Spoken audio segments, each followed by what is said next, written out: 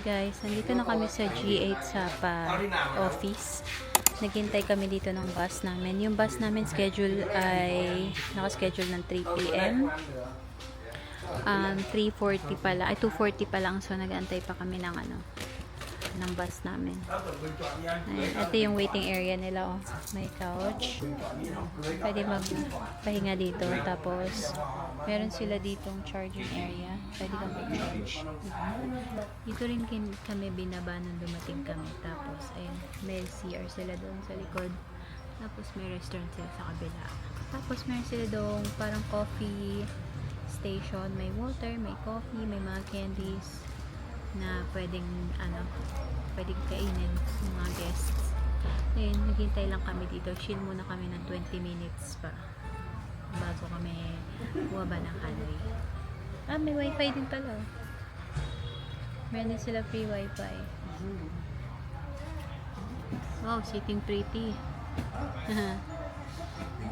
Guys, nakasakay na ulit kami ng bus. G8 Sapa ulit itong binok natin. Same amenities ng mga nakasakay namin. Ayan, dito ulit sila. Daddy sa kabila. Yung harap ulit yung binok namin. Ayan.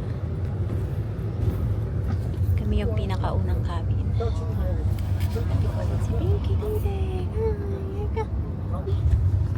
So, bali another 6 hours na naman to biyahe namin. Pababa naman ng Hanoi. So, darating kami ng Hanoi around 9 or 10 p.m. Bababa kami dun sa pinaka last stop nila. Kasi dun yung malapit yung hotel namin sa Hanoi. So, i-update ko na lang kayo later pagbaba namin. Bye!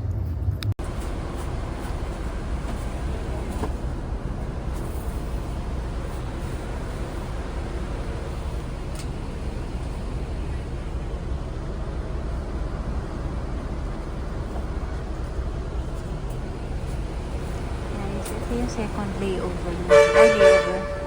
Stop over ko. Ayan. So, may CR, may mga food.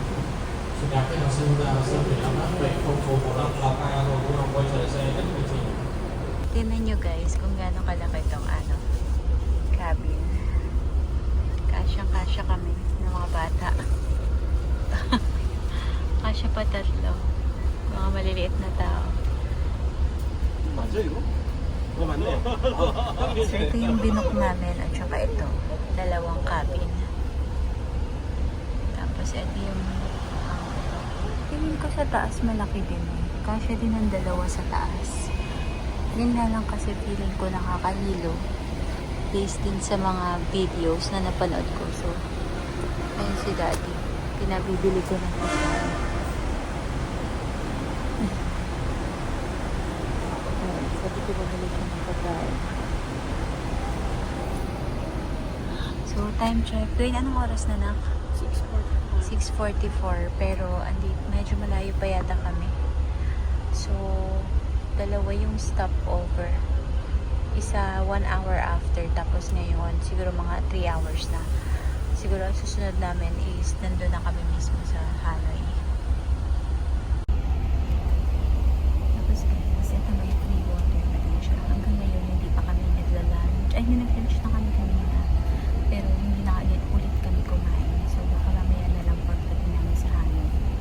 Hindi ko alam kung may mga makakainit pa doon. Pero sabi ni ate, nung magpunta sila dito ng Hanoi, bumaba sila ng mga 11 p.m. wala daw sila makainit. Bumaba ako guys. Hindi lang tayo dito ng chinelas. Ayan, bahala na kung kasya.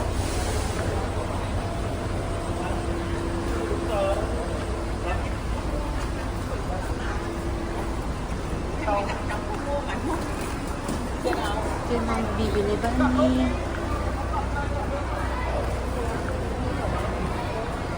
Mga sausage.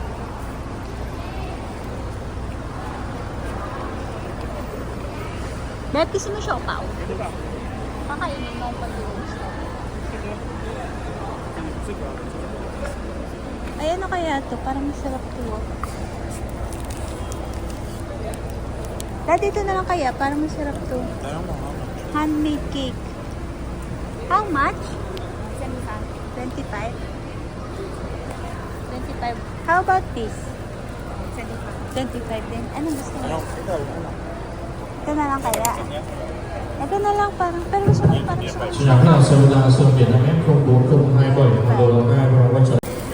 Guys, bumili kami siopaw. Siopaw na may kasama, ewan kung ano itong nasa stick.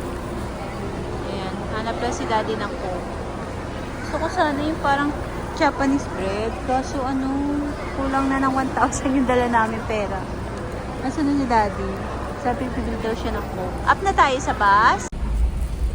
Yung siopaw guys. Aray, ang init. Nalabi. Ha? Pito. Kakaiba yung laman. Palipatin mo na lang dito si Boy. Kakaiba yung laman niya dating gulay. Walang sauce. Wala. Kaya pala binigyan ka ng partner. Para? Walang karne.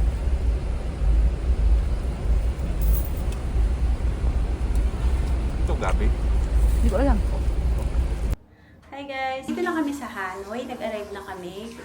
Sumakay kami ng G8 Sapa bus kanina. So from G8 Sapa bus, kung saan yung last stop nila, naglakad lang kami papunta dito sa Hanoi Traveler House. And ito yung room na nakuha namin. So, ito yung door. Pagpasok mo, may cabinet. Ayan. Malaking cabinet siya. Tapos, ito yung hallway. Malaki yung room eh. Anak, nakaubad ka ba dyan? Ayan. Tapos, ito na yung restroom. Meron silang pa-bathtub. Fresh. Ayan. May pa-bathtub. Tapos, toilet. Ito, may malaking mirror dito. Toiletries. Shampoo. Ayan, meron din dito sa ilalim na stock. Grabe, nanginginig yung kamay ko. Tapos, ayan, meron ulit pa mirror dito. Ayan, tapos, may TV. At ito na yung aming bed. Open mo nga Joy. Tapos, meron kaming pa-balcony. Yay! Open na yan, kuya. So, ito yung window. Yan, may window siya dito. Tapos, ito yung balcony. Ano meron sa balcony, anak? Balcony. Hindi tayo magkasya. Aray kong sikip. Ayan, ito yung balcony. Grabe, actually ngayon ko lang nalaman na itong area na to pala is para siyang pub area, beer house. Kaya bukas na bukas pa sila. Ayan. So marami pa kaming kakainan. Pero pag sinara naman tong balcony, hindi naman rinig yung ingay. So okay lang naman. Pag close siya. Close natin. Open. Ayan. Temo, hindi naman siya masyadong rinig. So hindi naman siya nakaka-bother yung ingay. Tapos pala, habang hina-assist ako dun sa reception, tinanong ako nung receptionist, kasi yung room daw na nabook ko is king size bed, tapos we are 4 people. So, booked for 2 adults and 1 free kid. Tapos, si Dwayne ay additional head na lang, which is fine. Nagbayad ako ng extra head. Tapos, sabi niya, yung bed daw is hindi daw kami kasya. Yung bed is king size bed. So, naisip ko kasya kami sa king size bed. Kasi sa bahay nga, queen size bed kami. Pinagkakasya namin yung mga sarili namin. So, sabi ko, okay lang kami sa king size bed. And then, ang nangyari is, ina-offer niya ako mag-upgrade ng isang room na king size bed and 1 single bed. Pero, wala siyang window, wala siyang balcony. Which is, hindi ko, parang mas gusto ko may balcony. Kaya sabi ko sa kanya, hindi okay lang na isipin mong hindi kami kasya sa bed, pero kasya talaga kami dyan. And nag-agree na lang ako dito sa original room na binook ko. So, ang extra head nila is 200,000 dong per night. So, nagbayad ako ng additional 600,000 dong para kay Dwayne, inclusive na yung breakfast and, syempre, yung hotel stay niya dito.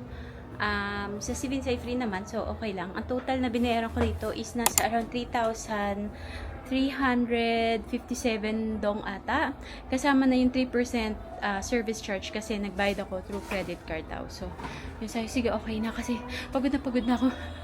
Gusto ko na magpahinga. Anong gusto, Ipin? So, ayan. Ngayon, mag-aayos lang kami, magpapahinga lang kami konti, tapos titingnan namin kung makakalabas pa kami for dinner. Kasi marami pang makakainan, marami pa kaming nadaanan na makakainan. So, ayan, I will end this vlog here. Thank you so much for watching. If hindi pa kayo nakasubscribe, please follow and subscribe.